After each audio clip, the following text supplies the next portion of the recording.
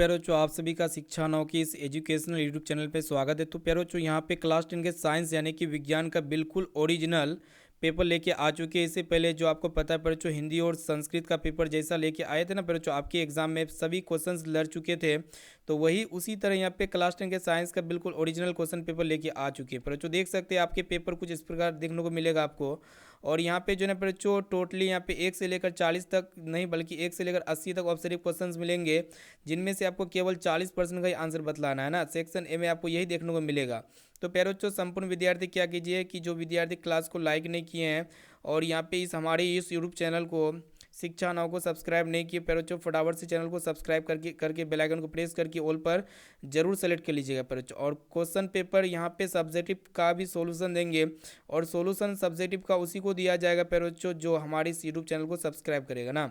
तो चलिए प्यारे बच्चों, फटाफट से यहाँ पे क्लास को स्टार्ट करते हैं, यानी कि सभी का आंसर बतलाते हुए चलेंगे।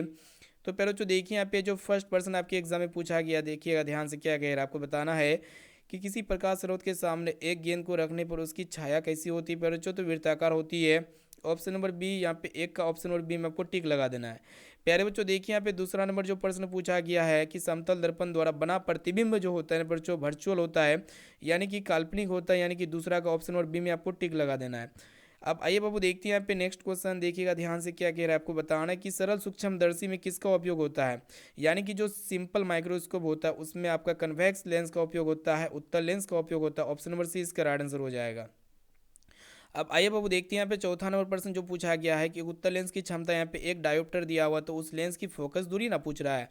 तो प्यारे बच्चों लेंस की फोकस दूरी क्या होता है आपको पता होता है। तो लेंस की क्षमता बराबर पी बराबर क्या होता है, 1/f होता है, यानी कि फोकस दूरी की वैध कर्मानुपातीय होती है। फोकस दूरी हमेशा मीटर में होना चाहिए, लेकिन यहाँ पे जो आंसर है सेंटीमीटर में प्यारे बच्चों। जब डायोप्टर एक डायोप्टर दिया हुआ है तो यहाँ पे इसका राइट आंसर हो जाएगा 100 सेंटीमीटर। अगर यही मीटर में होता तो 1 मीटर इसका राइट आंसर हो जाता। 4 का ऑप्शन नंबर सी में आपको टिक लगा लेना है प्यारे बच्चों।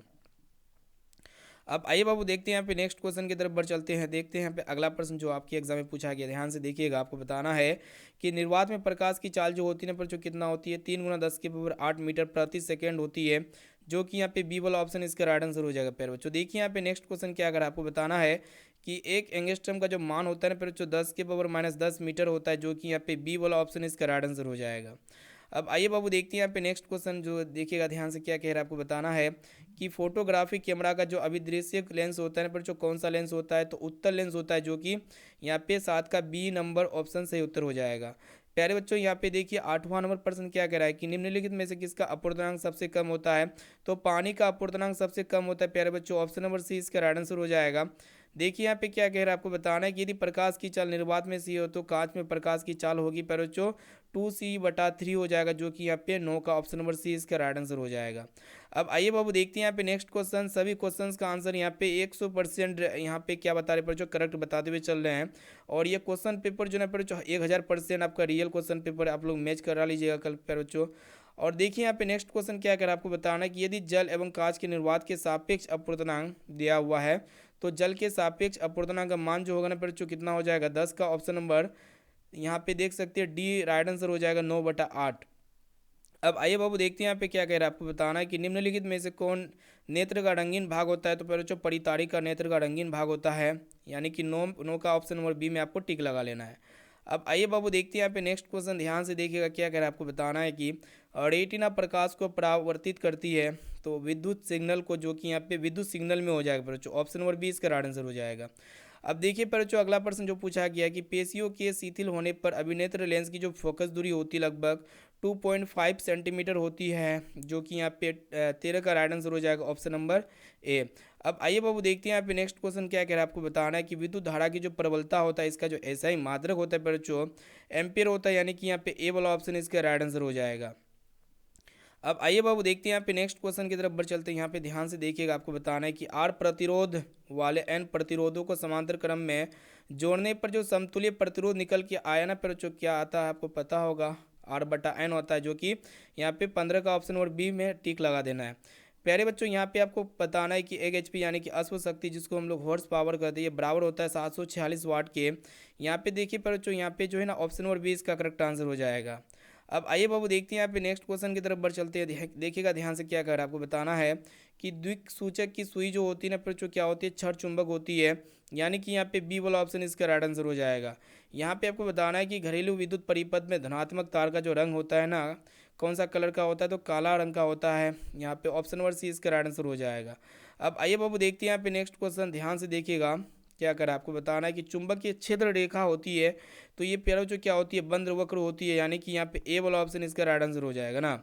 अब आइए बाबू देखते हैं यहाँ पे नेक्स्ट क्वेश्चन की तरफ बढ़ चलते हैं। यहाँ पे आपके एग्जाम में पूछा कि आपको बताना है कि निम्न में से कौन एसी मोटर की कुंडली के दोनों सिरों पर होते हैं, तो प्यारो जो क्या होते हैं, तो 20 का राइट आंसर हो जाएगा। देख सकते हैं पूर्ण वलय होते हैं। यहाँ पे ए ऑप्शन में इसका टिक लगा देना है ना। अब देखिए पर जो क्या कर रहा है, आपको बताना है कि चुंबक के भीतर चुंबक के क्षेत्र रेखाओं की दिशा क्या होती है, तो दक्षिण ध्रुव से उत्तरी ध्रुव की ओर होती है। पर बच्चों यहाँ पे ए वाला ऑप्शन इसका सही उत्तर हो जाएगा। अब आइए बाबू देखते हैं यहाँ पे नेक्स्ट क्वेश्चन, देखिएगा ध्यान से। प्रश्न जो पूछा गया आपके एग्जाम में कि चुंबकीय क्षेत्र रेखाएं होती है तो एक दूसरे को प्रतिच्छेद नहीं करती है, यानी कि यहाँ पे ए वाला ऑप्शन इसका राइट आंसर हो जाएगा। पहले बच्चों यहाँ पे आपके एग्जाम में पूछा गया है कि सीएनजी का पूरा नाम क्या होते हैं, तो कंप्रेस्ड नेचुरल गैस होते हैं, यानी कि संपीड़ित प्राकृतिक गैस होते हैं। यहाँ पे ऑप्शन नंबर सी इसका राइट आंसर हो जाएगा पहले बच्चों ना।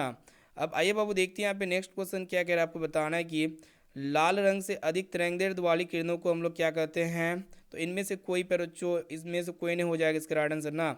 ऑप्शन में है ये नहीं है। पैरोचो यहाँ पे देखिए क्या करा है, आपको बताना है कि निम्न में से कौन सा ऊर्जा स्रोत सौर ऊर्जा के व्युत्पन्न नहीं है, तो भूतापीय ऊर्जा या फिर नाभिकीय ऊर्जा हो जाएगा। पर जो 25 का देखिएगा नाभिकीय ऊर्जा हो जाएगा, जो कि यहाँ पे ऑप्शन नंबर डी में आपका दिया हुआ है।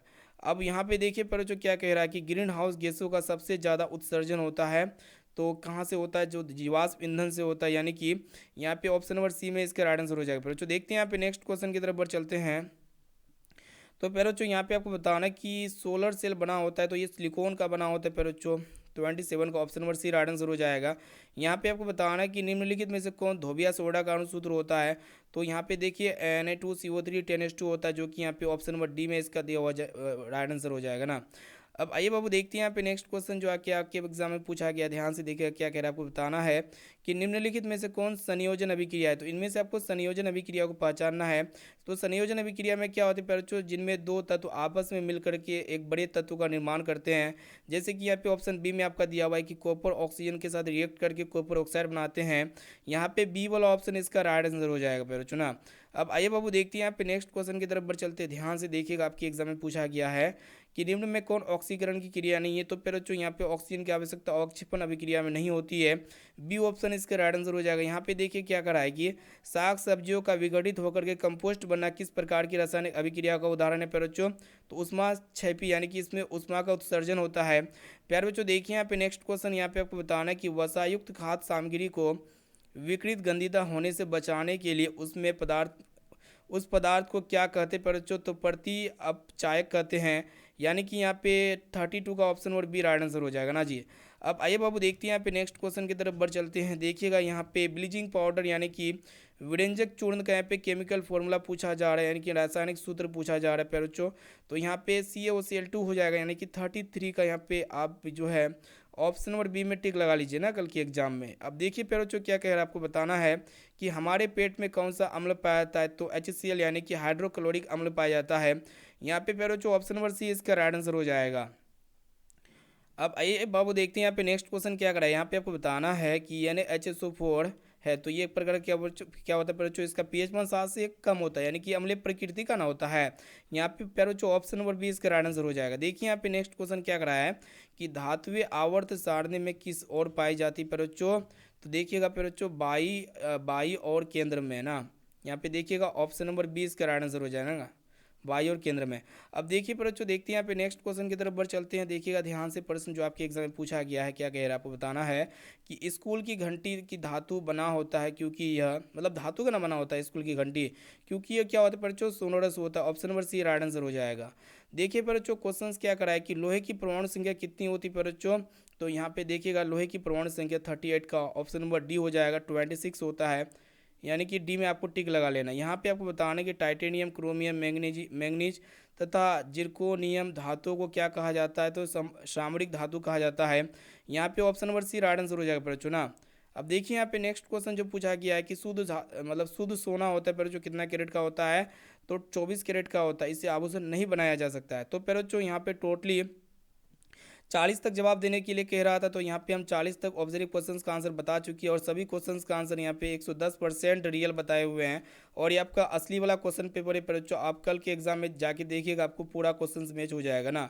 पर बच्चों जो विद्यार्थी क्लास को लाइक नहीं की, वीडियो को लाइक नहीं की, वीडियो को लाइक कीजिए। चैनल पर नए हैं तो इस चैनल को सब्सक्राइब कीजिए ताकि आपको यहाँ पे सब्जेक्टिव टाइप क्वेश्चंस भी मिल जाए बच्चों। तो थैंक यू।